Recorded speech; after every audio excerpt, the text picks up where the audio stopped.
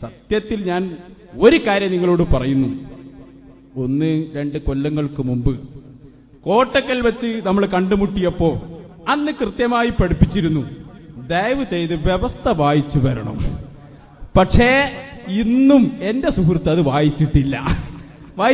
അന്ന് എഴുതി അങ്ങ് പോയതാണ്. അതാണ് സംഭവിച്ചത്. അദ്ദേഹം പറഞ്ഞു, നിങ്ങൾ നോക്ക്, പ്രാർത്ഥന അള്ളാഹുവോടെ നടത്തിയിട്ടുള്ളൂ.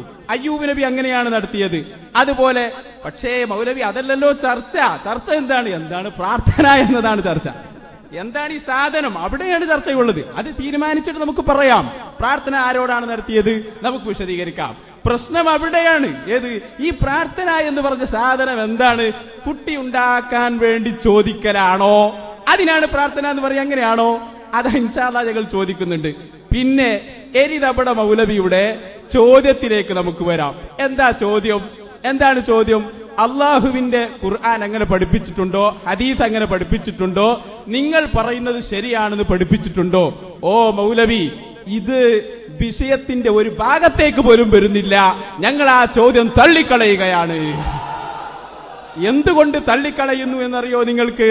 ഇവിടെ 2 സെഷനായിട്ടാണ് നമ്മൾ പരിപാടി സംഘടിപ്പിച്ചത്.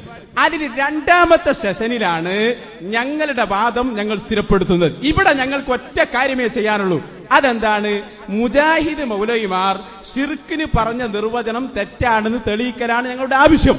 അത് ഞങ്ങൾ ഇൻഷാ അല്ലാഹ് ചെയ്തു കഴിഞ്ഞു, ഇനിയും ചെയ്യും. അതേ സമയത്ത് ഞങ്ങൾ പറഞ്ഞ നിർവചനത്തിന്റെ തെളിവെന്താണ്? ഇൻഷാ അല്ലാഹ് അടുത്ത സെഷനിൽ ചോദിച്ചോളൂ, അക്കമിട്ട് മറുപടി പറയും. നിങ്ങൾ വായിച്ച ഇബ്നു കതീർ റാജിയൊക്കെ നോക്കിയിട്ട് തന്നെയാണ് ഞങ്ങൾ വന്നിരിക്കുന്നത്. ആ പൊട്ടീസൊന്നും വേണ്ട. ഇതാ നിങ്ങളുടെ ഈ മൗലവിമാർ എഴുതി വെച്ച നിർവചനം. ബസ്സൊക്കെ നമുക്ക് ആർക്കാ ബ്രേക്ക് പൊട്ടിയെന്നൊക്കെ ഒന്ന് തീരുമാനിക്കാം ഇൻഷാ അല്ലാഹ്. ഇങ്ങനെ മനുഷ്യ കഴിവിനപ്പുറമുള്ള മാർഗങ്ങളിൽ കൂടി രക്ഷയും ശിക്ഷയും ഗുണവും ദോഷവും ചെയ്യാൻ കഴിയുമെന്ന വിശ്വാസത്തോടു കൂടിയുള്ള അപേക്ഷക്കാണ് പ്രാർത്ഥന എന്ന് പറയുന്നത് എന്ന് നിങ്ങളുടെ കേന്ദ്രം പ്രസിദ്ധീകരിച്ച ഇസ്ലാമിക വിശ്വാസങ്ങൾ 4ാം ക്ലാസ്സിലെ പുസ്തകത്തിൽ പോലും പാവപ്പെട്ട ചെറിയ കുട്ടികളുടെ മണ്ടയിലേക്ക് ബുദ്ധിയിലേക്ക് ഈ വിശ്വാസം അടിച്ചു കയറ്റുകയാണ്. അതിനെതിരെയാണ് ഞങ്ങൾ പ്രതികരിക്കുന്നത്.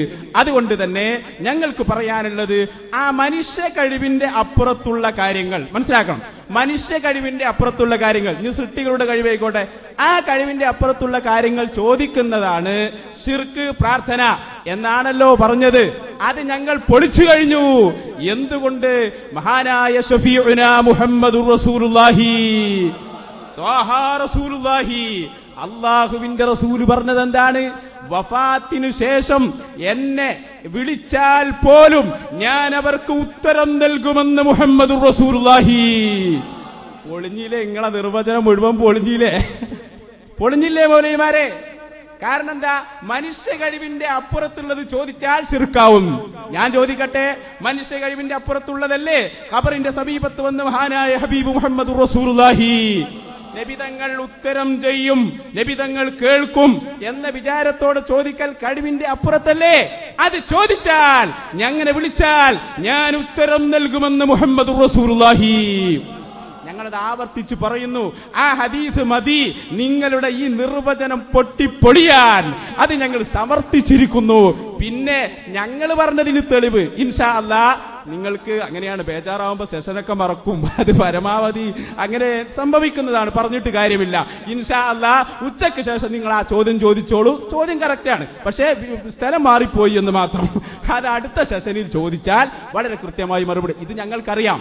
അതുകൊണ്ടാണ് വ്യവസ്ഥ എഴുതിയപ്പോ ഇത് രണ്ടും രണ്ടായി എഴുതിയത്. ഇവിടെ എന്താ എഴുതിയത്? മുജാഹിദ് പ്രസ്ഥാനത്തിന് അബദ്ധം സംഭവിച്ചു എന്നാണ്. മുജാഹിദ് പ്രസ്ഥാനത്തിന് അബദ്ധം സംഭവിച്ചു എന്ന് ഞങ്ങൾ തെളിയിച്ചു 2 കാരണങ്ങൾ കൊണ്ട്. അതിനെയാണ് നിങ്ങൾക്ക് ഗണ്ണിക്കാൻ കഴിയേണ്ടത്.